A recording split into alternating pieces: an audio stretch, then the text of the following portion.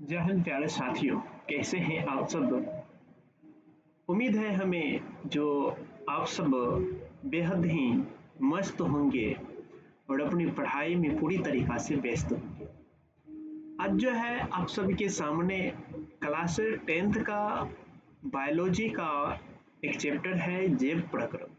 इसका ऑब्जेक्टिव जो है आप देख रहे हैं, कुछ अद्भुत तरीक़ा से हमने तैयार करके लेकर आए ताकि आपके एक सवाल में कई क्वेश्चन सॉल्व हो जाए और आप अधिक से अधिक क्वेश्चन पर पकड़ बना सकें। जिसका स्ट्रक्चर कुछ आपके सामने इस प्रकार का है, यानी कि प्रत्येक ऑप्शन जितना होगा सारे ऑप्शन का एक्सप्लेन करते हुए हम पार्ट बढ़ाएंगे, ठीक है ना।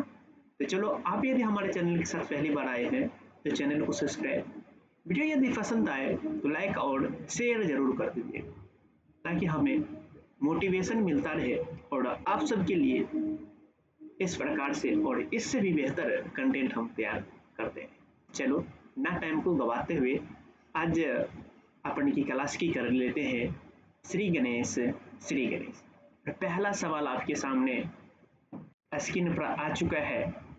वह जो पहला सवाल है, कौन सा एंजाइम इमाइलिसीकृत वसा का पाचन करता है? कुछ नहीं, यानी कि कहा गया है जो कौन सा एंजाइम है जो वसा का पाचन करता है। इसमें आपको एंजाइम को चूज करना है, वह कौन सा एंजाइम है जो क्या करता है, जो वसा का पाचन करता है। आपके सामने आ चुका है, जो दिया गया है पेप्सिन, ट्रिप्सन, लाइपेज, इन्हीं में से कोई एक ऑप्शन है। अब कौन से ऑप्शन है प्यारे साथियों, आप पढ़ रखे होंगे इसलिए आप इन क्लास को देख रहे हैं। यदि पढ़ रखे हैं तो कृपा करके आप बताने का प्रयास कीजिएगा और लास्ट में ये भी बता देगा आपका कितना सही। बहुत कम, एक दिन में 10 से 15 या 20 क्वेश्चन करेंगे और 20 क्वेश्चन के अंतर्गत ही ढेर सारा क्वेश्चन का सॉल्यूशन हो जाएगा, ढेर सारे क्वेश्चन पर हम पहुंच जाएंगे। तो चलो, इसका क्या आंसर होगा एक बार आप बताना जरा सा। आपको कुछ सेकंडों को टाइम दिया जा रहा है, आप इसको फटाफट से बताना जो कौन सा एंजाइम है जो वसा का पाचन करता है। तो आपका इसका जो सही आंसर हो जाएगा ऑप्शन नंबर आ जाएगा डी। क्या आ जाएगा? सी, लाइपेज। यह क्या करता है? यह वसा का पाचन करता है। किसका पाचन करता है? तो वसा का पाचन। तो आपका सही आंसर क्या हो गया? जो वसा का पाचन करने वाला जो एंजाइम है वह कौन सा है? लाइपेज। इसके बाद यदि पेप्सिन और ट्रिप्सन की बात कर ले तो यह वसा की पाचन नहीं करता। अब किसका क्या करता है तो उनको भी जरा सा देख ही लीजिए। जैसे यदि हम बात कर ले आई, इन्हीं का हम एक्सप्लेन का बात करते हैं। जो बात करते हैं पेप्सिन, किसका नाम बात करते हैं? तो पेप्सिन। आपको पहला ऑप्शन पेप्सिन ही था, पेप्सिन। अब पेप्सिन देखो क्या सब करता है। पेप्सिन का बात कर ले, यह पेप्सिन जो है इनका प्राथमिक कार्य होता है, इसका प्रारंभिक कार्य होता है, प्राथमिक कार्य भोजन में मौजूद प्रोटीन का पाचन। बात कर रहे हैं क्वेश्चन में वसा का पाचन कौन करता है? यह पेप्सिन जो दिया गया है, यह पेप्सिन किसको करता है? यह प्रोटीन का पाचन करता है। पेप्सिन किसका करता है? प्रोटीन का पाचन करता है। यह भोज्य पदार्थ यानी कि जो हम कुछ खाते हैं उसमें जो प्रोटीन रहता है, उस प्रोटीन को छोटे छोटे किस में तोड़ने का काम करता है? तो पेप्टाइड्स में तोड़ने का काम करता है। तो आपके यहाँ से एक क्वेश्चन और क्लियर होता है, जो प्रोटीन का पाचन कौन करता है? तो प्रोटीन का जो पाचन है पेप्सिन नामक एंजाइम करता है। और प्रोटीन का पाचन किस रूप में करता है? तो प्रोटीन को छोटे छोटे पेप्टाइड्स में तोड़ने का काम करता है। प्रोटीन को क्या करता है? यह छोटे छोटे पेप्टाइड्स में तोड़ देता है। इसके बाद और करें तो यह पेप्सिन जो होता है, यह पेप्सिन अमीनो एसिड को अवशोषित करने में मदद करता है। पेप्सिन का और काम क्या है? अमीनो एसिड जो होते हैं यानी कि अमीनो अम्ल जो होते हैं, उस अम्ल को अवशोषित कौन करता है? तो आपका यह पेप्सिन ही अवशोषित करता है। यह पेट की ग्रंथि यानी कि पेप्सिन जो है, पेप्सिन पेट की ग्रंथियां कहां से? पेप्सिन नोज पेप्सिनोजेन से स्त्रावित होते हैं। यदि इनका पेप्सिन का हम बात करें, स्त्राव के स्थान यानी कि कहाँ से यह स्त्रावित होते हैं, यह पेट में एक ग्रंथि पाई जाती है। कहाँ पाई जाती है प्यारे साथियों? पेट में एक ग्रंथि पाई जाती है। उस ग्रंथि का क्या नाम है? पेप्सिनोजेन। पेप्सिनोजेन से स्त्रावित होता है। कहाँ से स्त्रावित होता है? तो यह पेप्सिनोजेन से स्त्रावित होता है और स्त्रावित होकर हमारे भोजन में जो प्रोटीन होता है, उन प्रोटीन को छोटे छोटे पेप्टाइड्स में तोड़ने का काम करता है। साथ ही साथ अमीनो एसिड जो होता है, उस अमीनो एसिड को अवशोषित करने का काम करता है। आपका यह तो एक ऑप्शन है। उसके साथ साथ और क्या करता है? HCl की मदद से, HCl हाइड्रोक्लोरिक अम्ल, HCl हाइड्रोक्लोरिक अम्ल की मदद से पेप्टिनोजेन पेप्सिन में बदल जाता है। ये क्या होता है? HCl की मदद से पेप्सिनोजेन जो है यह स्त्रावित होता है। पेप्सिनोजेन यह किस में बदल जाता है? कहाँ क्या हो?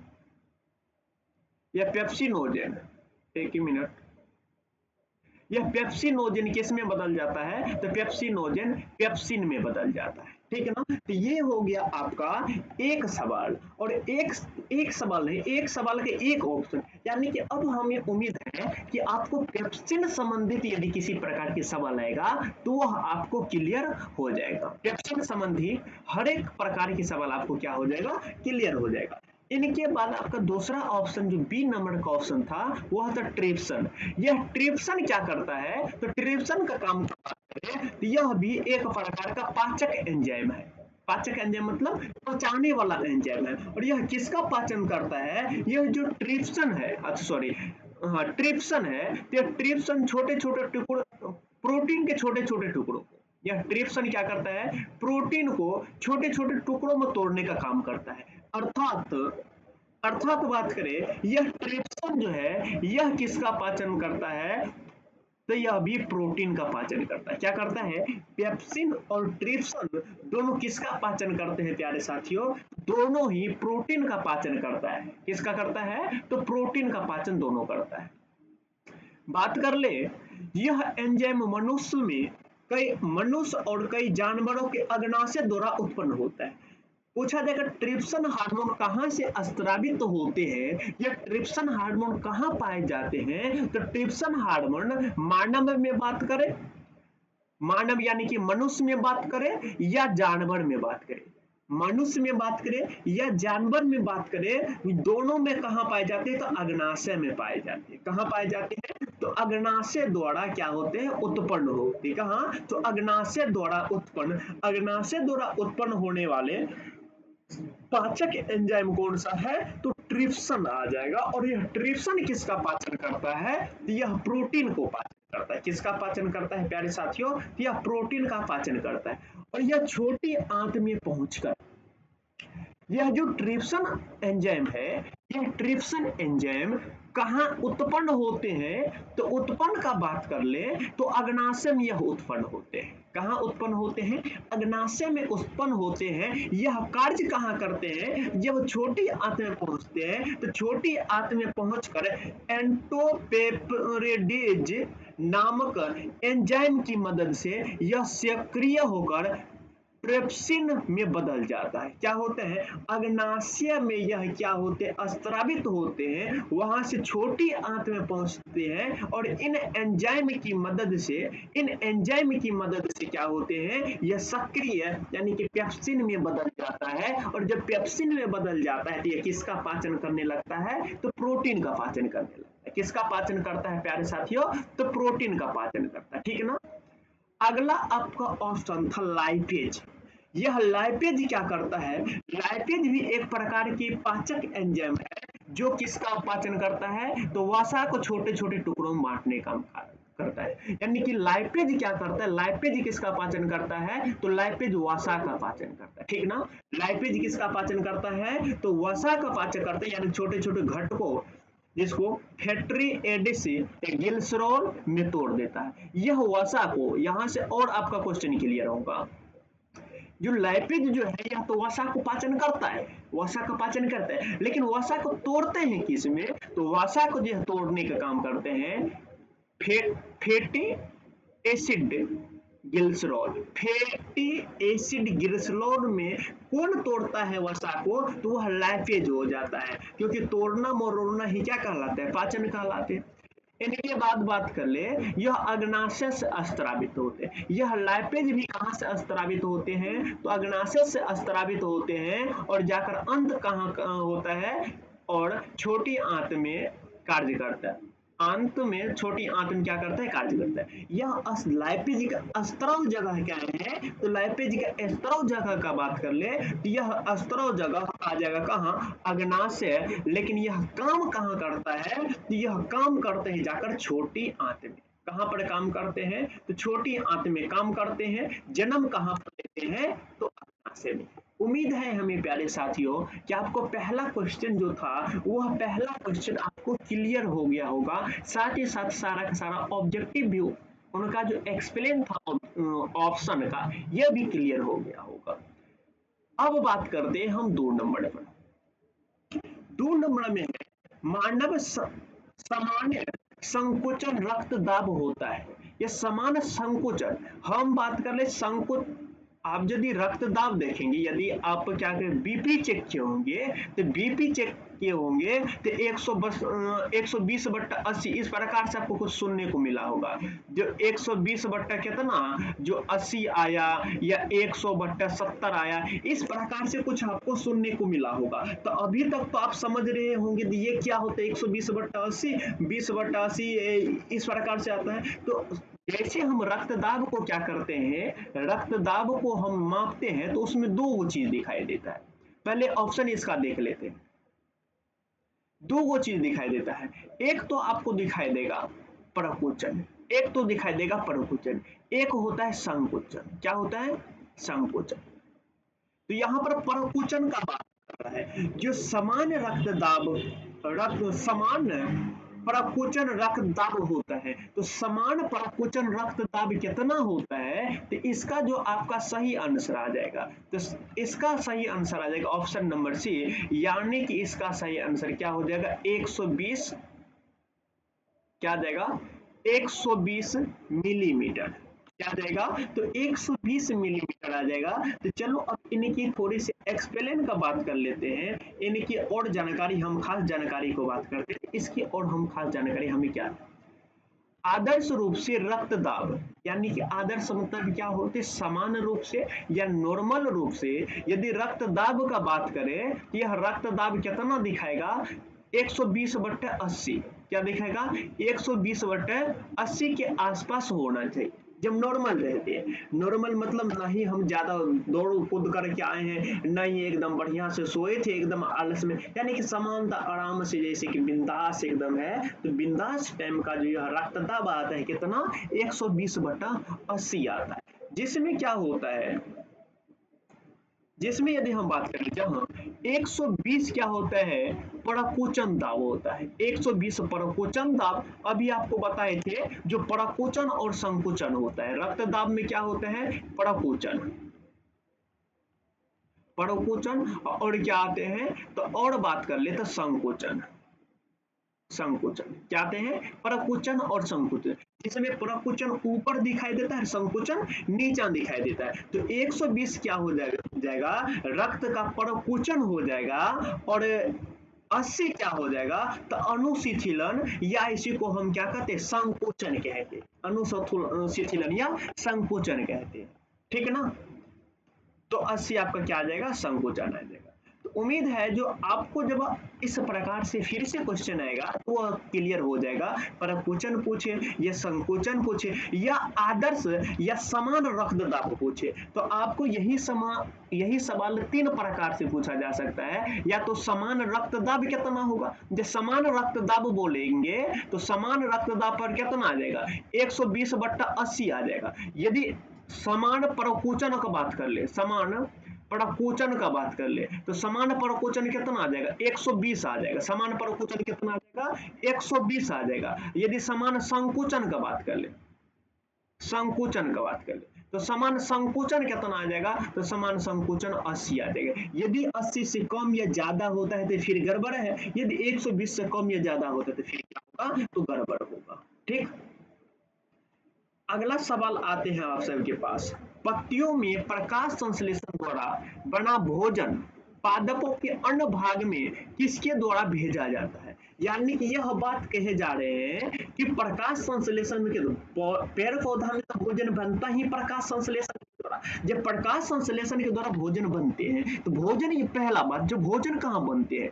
तो भोजन बनती है आपकी पत्ती में। क्या पत्ती में भोजन रह जाती है? तो पत्ती में भोजन नहीं रहते, पत्ती से होकर, यानी कि जहां पर भोजन बनते हैं वहां से होकर भोजन पौधे के विभिन्न भागों में पहुंचते हैं, यानी कि अलग अलग भाग। जिस प्रकार से वो आपका क्या हो गया, पत्ती हो गया, पत्ती के बाद फिर पत्ती में तो बनता ही है, फल हो गया, इसके बाद तना हो गया, इत्यादि भाग जो होते सारे सारे के सारे भाग में भोजन पहुंचते हैं। यह जो पहुंचाने के काम करते हैं, पहुंचाने वाला कौन सा है? यानी कि पार्सल वाला की बात कर ले, यह पार्सल वाला कौन है? जाइलम है, फ्लोएम है, रंध्र है, या इनमें सभी है? किसके द्वारा पहुंचता है? यदि आपको आता होगा तो फटाफट से एक बार कमेंट्स कर दो, फटाफट से कमेंट्स कर दो। चलो, तो अब हम इसके ऊपर बात करते हैं। जो आपका राइट आंसर जो ऑप्शन नंबर हो जाएगा, क्या हो जाएगा? ऑप्शन नंबर बी, यानी कि फ्लोएम जालिका। पढ़े होंगे फ्लोएम जालिका क्या होते हैं? फ्लोएम जालिका होते हैं, जिसके द्वारा क्या होते हैं? भोजन आदान प्रदान होते हैं, यानी कि भोजन सभी भागों में पहुंचता है। जाइलम का बात कर ले, यह किसको पहुंचाता है? यह जल और खनिज लवण, और जल और खनिज लवण, खनिज लवण, किसको? जल और खनिज लवण को नीचे से ऊपर तक पहुंचाते हैं। रंध्र क्या करता है? तो रंध्र जो होते हैं यह गैसों का आदान प्रदान और साथ ही साथ अवशिष्ट पानी को क्या करता है? वाष्पीकृत करने का काम करता है। चलो, अब इसका भी बारी बारी से सारे का सारा ऑप्शन का एक्सप्लेन देते हैं कि इसका क्या काम होता है, ताकि आपको एक सवाल से ढेर सारे सवाल क्लियर हो और आप एग्जाम में जाकर बेहतर कर सकें।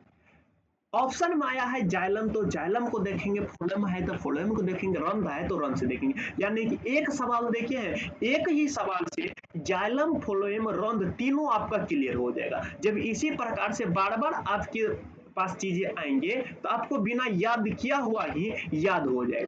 जाइलम की बात कर ले तो जाइलम एक वाहिकीय उत्तक है, जो क्या करते हैं? जल और खनिज लवण का परिवहन करता है। जाइलम क्या करता है? जाइलम एक वाहिकीय उत्तक, वाहिकीय उत्तक का मतलब क्या हो जाता है? पदार्थों को एक जगह से दूसरे जगह वाहन करना, ले जाने वाला। यह एक क्या है?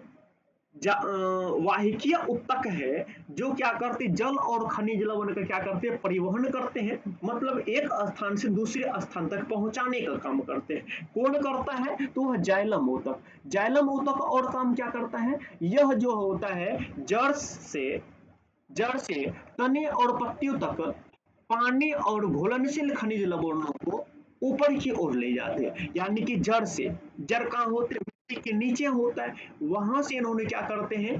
जल लेते हैं, खनिज लवण लेते हैं, और उसको कहाँ के लेकर चले जाते हैं? तने और पत्तियों तक पहुंचा देते हैं, ताकि तना और पत्ते में क्या हो सके? तो भोजन बन सके। यह काम कौन करता है? यह काम आपका करता है जाइलम उत्तक। जाइलम उत्तक में प्रवाह की जो दिशा होती है सिर्फ नीचे से ऊपर की ओर।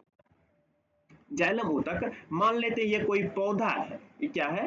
कोई पौधा है, पौधा में क्या है? इधर से आपका टहनी हो गया इस प्रकार से, और इसमें क्या है? पत्ती लगा हुआ है इस प्रकार से। इसमें जो जाइलम उत्तक होगा यह क्या करेगा?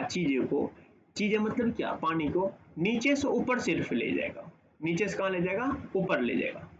नीचे से कहाँ ले जा रहा है? तो ऊपर ले जाएगा। यह ऊपर से नीचे की ओर आने के लिए नहीं देगा।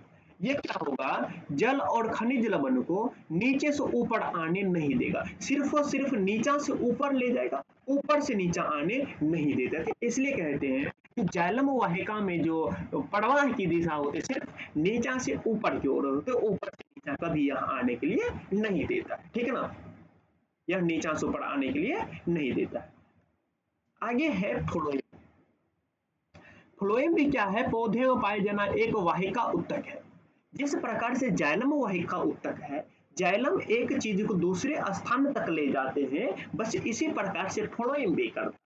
फ्लोएम भी क्या करता है, जो पौधा में जो निर्मित भोज्य पदार्थ होता है, उन भोज्य पदार्थ को पत्ती से विभिन्न भागों तक पहुंचाने का काम करता है।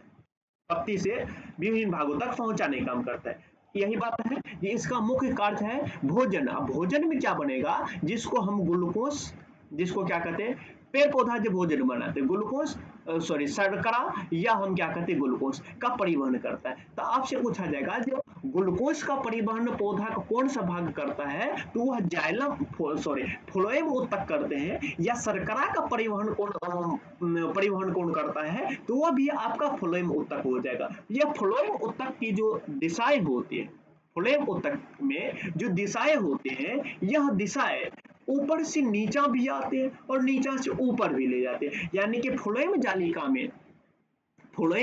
में प्रवाह की दिशा नीचा से ऊपर, ऊपर से नीचे, यानी कि दोनों ओर हो सकते हैं। इसमें क्या होते हैं, दोनों ओर हो सकते हैं, ठीक ना। इसमें जो होते हैं प्रवाह की दिशा दोनों ओर हो सकती है। एक बीच में पॉइंट आया है, जो पत्तियों में प्रकाश संश्लेषण द्वारा जो बने हुए अन्न, अन्न मतलब खाद्य पदार्थ या भोजन हम कह सकते हैं, भोजन को पौधे के अन्य भागों जैसे जड़, जैसे जैसे की बात कर ले, जैसे जड़, तना, फल, बीज इत्यादि तक पहुंचाने का काम करता है। और फ्लोएम अभी बताए थे, इसमें प्रवाह की दिशा क्या होते हैं, दोनों ओर होते हैं। तो आपसे पूछा जाएगा जो पौधे के पत्तियों में भोजन या हम कह सकते हैं जड़ में भोजन कौन पहुंचाते हैं, क्योंकि पत्ती में तो बनता ही है। पौधे के जड़ में भोजन कौन पहुंचाते हैं, तो फ्लोएम पहुंचाते हैं। फल में कौन पहुंचाते हैं, तो फ्लोएम पहुंचाते हैं। बीज में कौन भोजन पहुंचाते हैं, तो फ्लोएम पहुंचाते हैं। आपको पूछा जाएगा जो पौधों के पत्तियों तक जल कौन पहुंचाते हैं, तो जौ से जल और जौ से जाइलम, यानी कि जौ से जल, जौ से जाइलम, ठीक ना, जौ से जल और जौ से जाइलम। इसके बाद अगला बात करते हैं, अगला ऑप्शन क्या था अपना, तो अगला ऑप्शन था आपका रंध्र, जिसको हम अस्टोमाटा कहते हैं।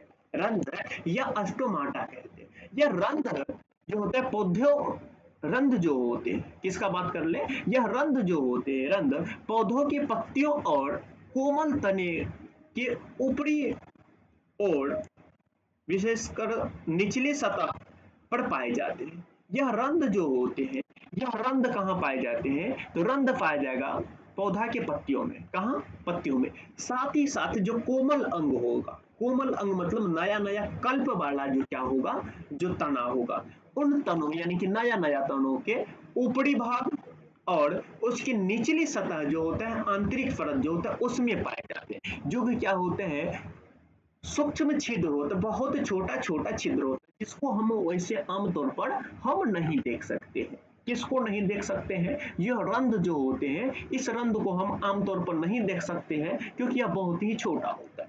और यह क्या करते हैं, यह पौधे के त्वचा पर स्थित, पौधे के त्वचा मतलब क्या हो गया, पौधे की छाल, छाल जो होती है उस छाल पर भी पाए जाते हैं।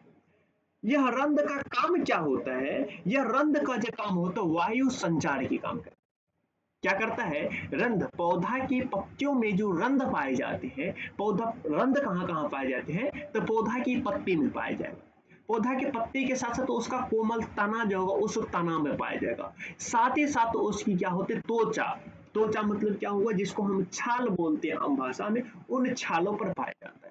और इनका काम क्या होता है, जो एक पहला काम का बात कर ले, तो पहला काम इसका होता है वायु संचार की। किसका होता है, वायु संचार के, मतलब वायु को एक जगह से दूसरी जगह ले जाने का काम करता है। रंध्र के माध्यम से पौधा पौधा कार्बन डाइऑक्साइड, हमने जानते हैं क्या करते हैं, जब पेड़ पौधा भोजन बनाते हैं यानी कि प्रकाश संश्लेषण की क्रिया करते हैं, तो उस प्रकाश संश्लेषण में इसको कार्बन डाइऑक्साइड की आवश्यकता होती है। तो पेड़ पौधा क्या होते हैं, रंध्र के माध्यम से कार्बन डाइऑक्साइड, जिसको हम क्या कहते हैं CO2 को अंदर लेते हैं। वातावरण में कार्बन डाइऑक्साइड भरा पड़ा है, उन वातावरण से कार्बन डाइऑक्साइड को जो पेड़ पौधा अपने अंदर अवशोषित करता है, वो अवशोषित किस अंग के माध्यम से करता है और किस अंग में किसके कारण करता है, तो पत्ती के माध्यम से करता है, कोमल तना के माध्यम से करता है। उस तना और पत्ती में रंध्र पाए जाते हैं जिसको अस्टोमाटा कहते हैं, उसकी मदद से क्या करते हैं, उसको अंदर लेते हैं। साथ ही साथ जब उसमें क्या होते हैं, प्रकाश संश्लेषण की क्रिया होती है,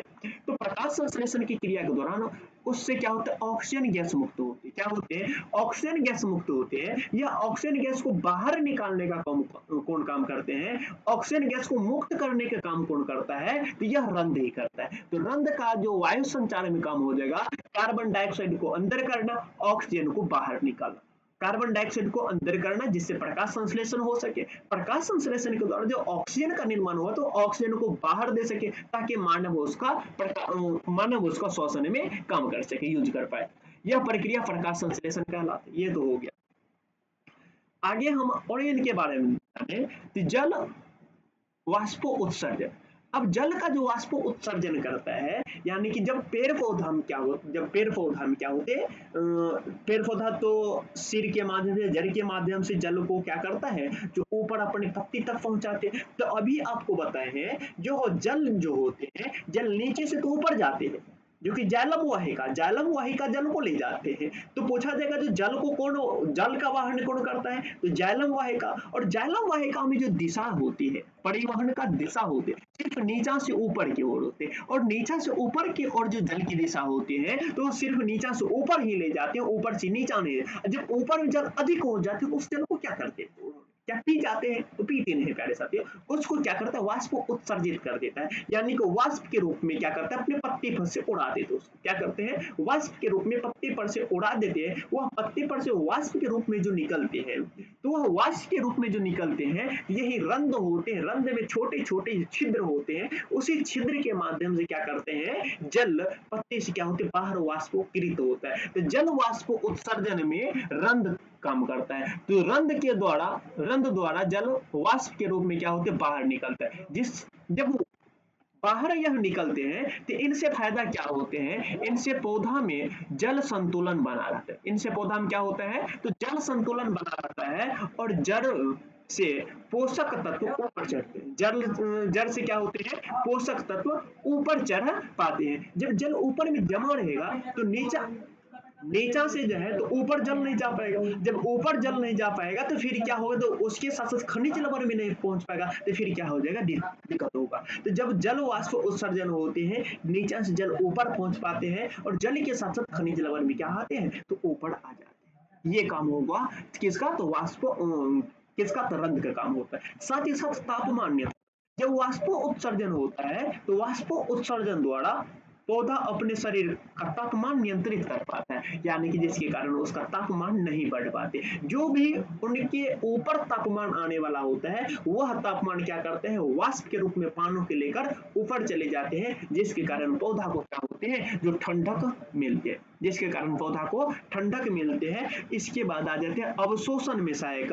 रंध्र द्वारा जल के निकलने से जड़ में क्या होते हैं, चूषण की क्रिया होते हैं, चूषण की क्रिया तेजी हो जाती है। अब जैसे क्या होते, उधर ऊपर में खाली होगा, तो नीचे से फिर क्या होते, उसमें खींचने की क्षमता होती है, जल को चूसने की क्षमता जो होती है वह अधिक हो जाती है, जिसके कारण फटाफट से जल और खनिज लवण को ले पाते हैं, और खनिज लवण जाकर उसको भोजन में क्या करते हैं, मदद करते हैं। ये हुआ मेरे प्यारे साथियों क्लियर।